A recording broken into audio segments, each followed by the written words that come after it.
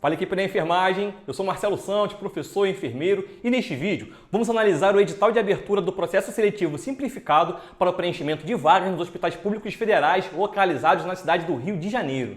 Antes de iniciarmos este vídeo, quero te convidar a conhecer um pouco mais do meu projeto lá no Instagram, @enfmarcelosantos, @enfmarcelosantos, lá no Instagram. Espero vocês lá. É por lá, pelo Instagram, através do direct, que eu respondo às dúvidas dos colegas estudantes de enfermagem em tempo real. Aproveite e se inscreva aqui no canal, ative as notificações automáticas, curta, compartilhe esse vídeo e me siga nas principais redes sociais. O Ministério da Saúde, através do edital número 14 de 2020, divulgou a abertura do processo seletivo simplificado que visa preencher 4.117 vagas para atender uma necessidade temporária e excepcional dos hospitais federais localizados na cidade do Rio de Janeiro. Das 4.117 vagas oferecidas, 1.861 vagas são destinadas aos profissionais da enfermagem. Para o cargo de enfermeiro, foram disponibilizadas 946 vagas de ampla concorrência e 50 vagas direcionadas para pessoas com algum tipo de necessidade especial, totalizando 996 vagas. Para o cargo de técnico em enfermagem, são oferecidas 821 vagas de ampla concorrência e 44 vagas para profissionais que apresentem algum tipo de deficiência. No total, são 865 vagas para técnicos em enfermagem. A carga horária é de 40 horas semanais para profissionais da enfermagem. A remuneração mensal bruta é de R$ 3.500 para enfermeiros e R$ 2.000 para técnicos em enfermagem. O contrato é temporário, terá duração de 6 meses, sem expectativa de estabilidade e, segundo o edital, não será prorrogado. Os candidatos selecionados e habilitados serão lotados nas unidades hospitalares de acordo com sua classificação, ou seja, quem possui maior nota final poderá escolher as unidades que atuará pelos próximos 6 meses. Como já disse no início do vídeo, a seleção, lotação e exercício dos contratados ficará a critério da Superintendência Estadual do Ministério da Saúde no Rio de Janeiro e visa preencher temporariamente as vagas dos hospitais federais na cidade do Rio de Janeiro.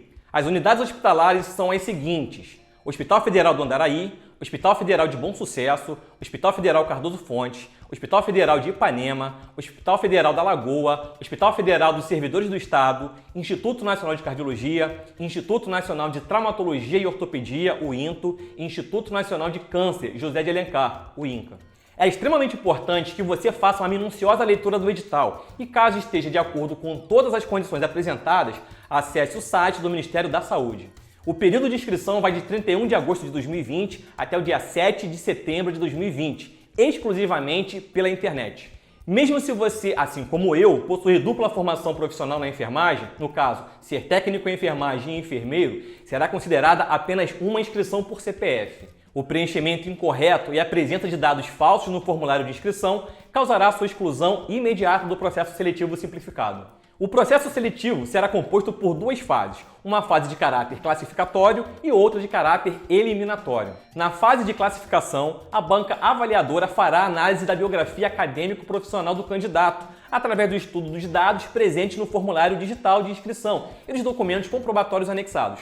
No segundo momento da seleção, que possui um caráter eliminatório, o candidato deverá apresentar os documentos comprobatórios originais para análise e verificação que identificarão as informações prestadas na fase classificatória. O cronograma do processo seletivo simplificado do Ministério da Saúde conta com as seguintes datas e atividades. O período de inscrição acontecerá no dia 31 de agosto de 2020 até o dia 7 de setembro de 2020. A divulgação da lista de classificados e a convocação para o envio de documentação acontecerá no dia 11 de setembro de 2020. O envio da documentação exigida no edital acontecerá no período de 14 a 20 de setembro de 2020. A análise da documentação enviada pelo candidato vai acontecer entre os dias 21 de setembro e 9 de outubro de 2020. O resultado preliminar da seleção será divulgado no site do Ministério da Saúde no dia 14 de outubro de 2020. O candidato que não concordar com o resultado preliminar poderá apresentar seu recurso nos dias 15 e 16 de outubro de 2020.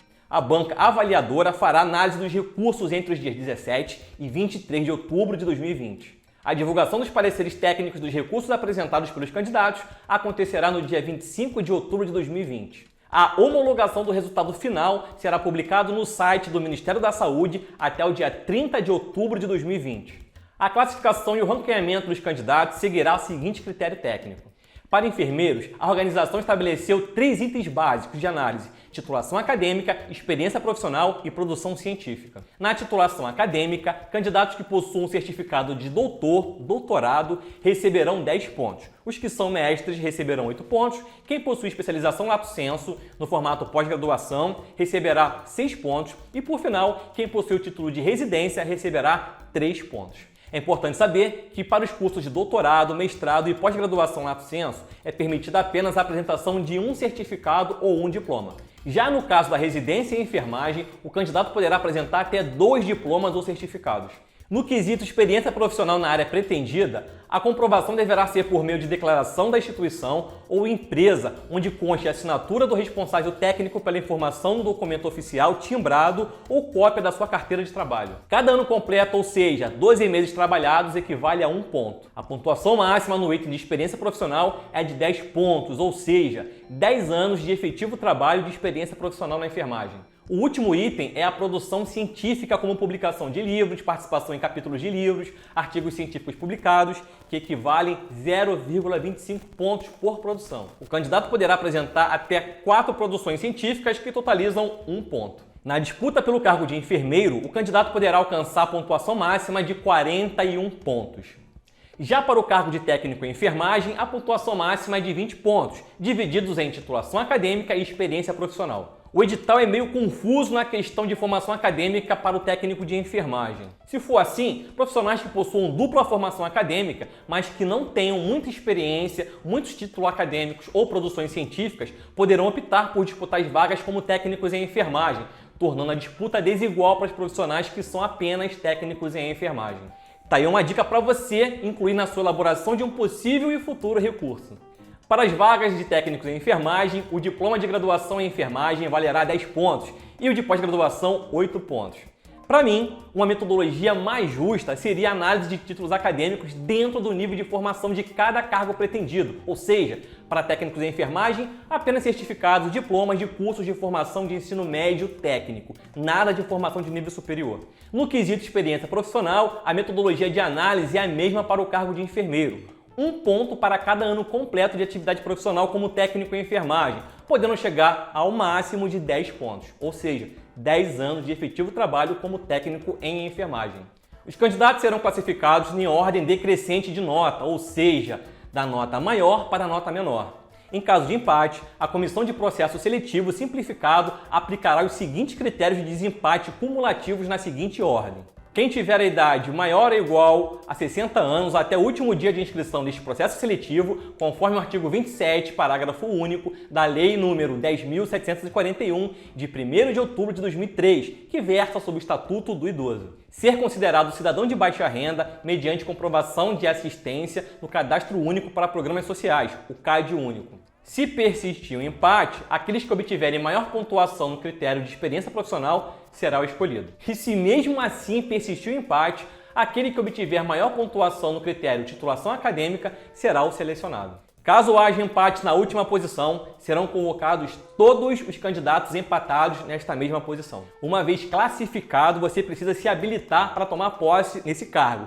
Então, os requisitos mínimos e básicos exigidos para a contratação são as seguintes: estar em dia com as obrigações eleitorais e militares, ter idade mínima de 18 anos completos na data da contratação, apresentar os documentos que fizerem necessários para a sua contratação, não pode ser servidor público estatutário concursado, não pode ser empregado temporário contratado da administração direta ou indireta. Não pode ser servidor público federal, tampouco ser empregado temporário na administração direta ou indireta, junto também à União. O candidato não pode participar da gerência ou administração de sociedade privada, personificada ou não personificada, em atividade de comércio, exceto na qualidade de acionista, cotista ou comandatário, conforme determina o artigo 117, inciso 10 da Lei 8.112, de 1990. Você não pode ocupar cargo de direção em partido político ou qualquer agremiação ou entidade que mantenha ou inspire conflito de interesse com órgão ou entidade ou com a administração pública, bem como não incorrer em qualquer situação de conflito de interesse nos termos da Lei nº 12.813, de 16 de maio de 2013, 2013. Uma outra exigência é você não ter sofrido imposição ou penalidade decorrente de processo administrativo disciplinar no período dos últimos 5 anos no serviço público. Você, candidato, não pode estar enquadrado nas hipóteses de inelegibilidade prevista na Lei Complementar número 64, de 18 de maio de 1990. Serão convocados para entrega de documentação os candidatos com melhor classificação dentro do quantitativo de vagas. A documentação deverá ser obrigatoriamente enviada em um documento único em formato PDF, com tamanho de até 14 MB, que deverá ser identificado com o nome e o CPF do candidato. Por exemplo, o candidato Marcelo Santos, CPF número 123456789-000. Não minta, tampouco omita informações, pois a veracidade dos dados prestados no envio da imagem dos títulos será de inteira responsabilidade do candidato, podendo responder a qualquer momento no caso de serem prestadas informações inverídicas ou utilizando documentação falsa por crime contra a fé pública, o que acarreta na eliminação sumária no processo seletivo. Os documentos deverão ser digitalizados, escaneados e encaminhados obrigatoriamente na seguinte ordem: CPF, comprovante de situação regular, que você retira no site da Receita Federal, documento de identidade com foto, certificado de reservista para o sexo masculino, título eleitoral ou certidão de quitação eleitoral, que você consegue no site do TSE, do TRE, o número de inscrição no PIS/PASEP, carteira de trabalho com registro de série, qualificação civil e data do primeiro emprego, a última declaração de imposto de renda completa, junto com o comprovante de entrega da Receita Federal, certidão de casamento, se for o caso, ou declaração de união estável, registro do Conselho Regional de Enfermagem sem pendências ou restrições, comprovante dos dados bancários, mas o edital sugere que o candidato tenha uma conta corrente no Banco do Brasil, comprovante de residência atual que esteja no nome do candidato ou de membro direto da sua família, mediante a comprovação do vínculo, tipagem sanguínea e fator RH, comprovante de titulação acadêmica exigido para o exercício da função, devidamente registrado, fornecido por instituição de ensino reconhecida pelo Ministério da Educação, pelo MEC, conforme o seu grau de escolaridade. Comprovante de experiência profissional, conforme a escolaridade. Comprovante das produções científicas, no caso do nível superior. Se você estiver concorrendo a uma das vagas a portadores de necessidades especiais, o candidato deverá apresentar laudo médico realizado no máximo nos últimos 12 meses que antecedem a inscrição neste processo seletivo. O laudo deverá estar assinado por um médico especialista na área de deficiência do candidato, contendo a descrição clínica, o grau ou nível de deficiência, com expressa referência ao código correspondente da Classificação Internacional de Doenças, o CID, e com descrição do impacto da deficiência na funcionalidade, no trabalho do profissional. Deve ainda conter o nome legível, carimbo, assinatura e o registro no Conselho Regional de Medicina do médico que atestou o laudo. Comprovante de inscrição no cadastro único, caso seja beneficiário. A capacidade laborativa do funcionário, do contratado, será atestada pelo Serviço de Perícia Médica da Unidade Hospitalar de Lotação.